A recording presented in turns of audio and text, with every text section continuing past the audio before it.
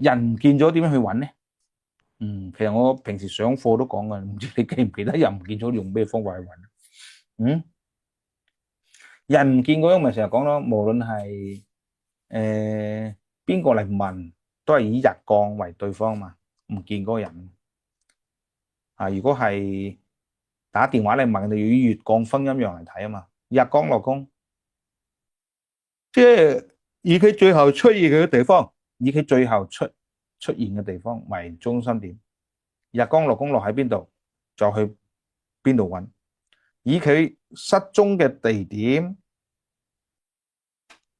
為中心點，日光落喺坤宮，去西南邊揾。因為人會走嚟走去嘅，你西南邊揾唔到就去邊度揾啊？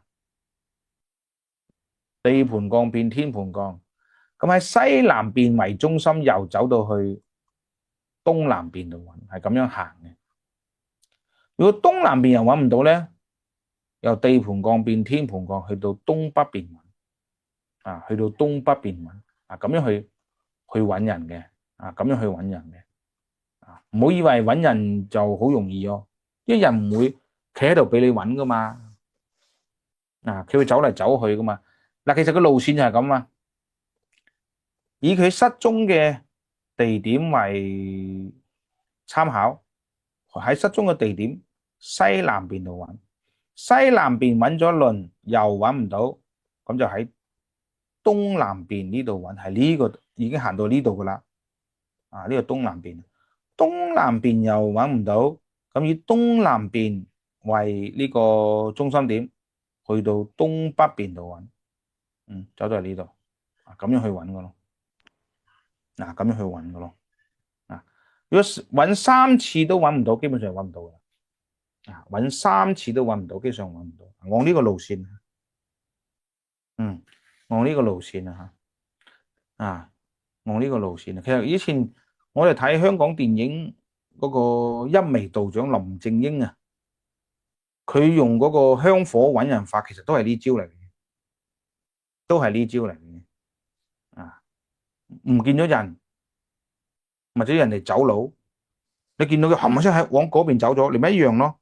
依家即時就起一個盤睇咯，以你事發地點為中心咯。你見到佢往東南邊睇嘅，喂，往西南邊走咗嘅，咪即時向西南邊揾佢咯。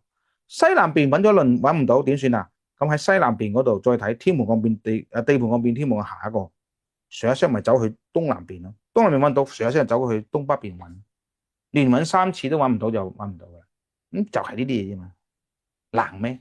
唔難嘅，一樣嘅。你比如話有啲人俾人搶嘅嘢啊，佢話搶嘢啊，你差佬一嚟，事發地點為中心，佢話向咗東北邊去咯，東北西南邊咯，西南邊揾唔到，東南咯，東南揾唔到，一懟到去東北邊，實追到佢咯。